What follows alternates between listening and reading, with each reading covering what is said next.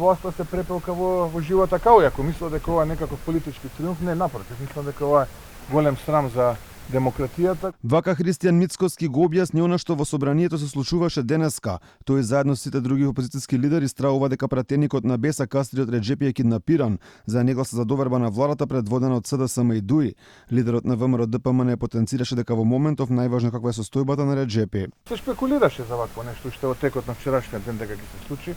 Ако мислите дека не сме го очекувале, тоа се лажете, го очекував. Ако се потврди уштенашка трговијата, тогаш со пратеници тогаш се поставува прашањето дали воопшто вреди човек да се занимава со политика во наша Македонија, додека оваа власт предводена од Зоран Заев постои. Самиот Реджепи откако речиси цел ден го немаше никаде да објави видео на својот Facebook профил, но каде се наоѓа се уште е непознато.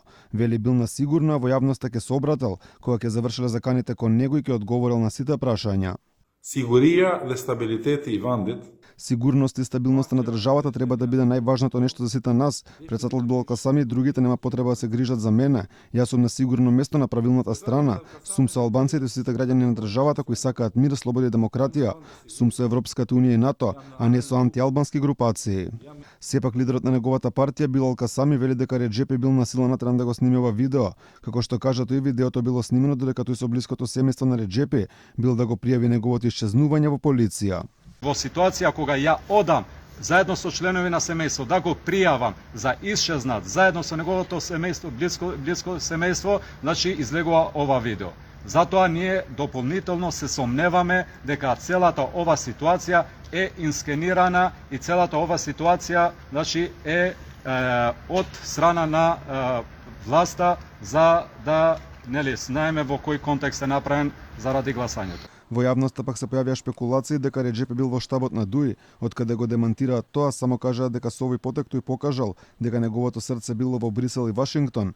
Срцето на господинот Реджепи лежи во Вашингтон и Брисел и јас сум длабоко убеден дека токму неговата одлука лежи тука.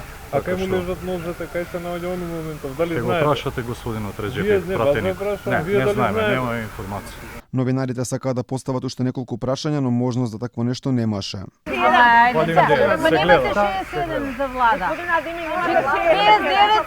Уште пред да биде објавено видеото на Реджепи, координаторот на пратеничката група на СДСМ Јован Митревски кажа дека знаел кои се причините зашто го нема пратеникот, а тоа не било притисок од власта, знаел и ако тврди немал никаков контакт со него.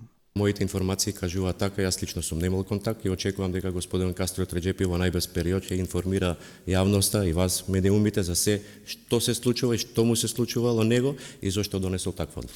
И покрај ваквите на еден начин смирувачки пораки од власта, загрижен за состојбата на Кастриот Реджепи изрази лидерот на Алијанса за албанците Зијадин Села. Тој кажа дека во моментов најважно е пратеникот да е здрав и жив.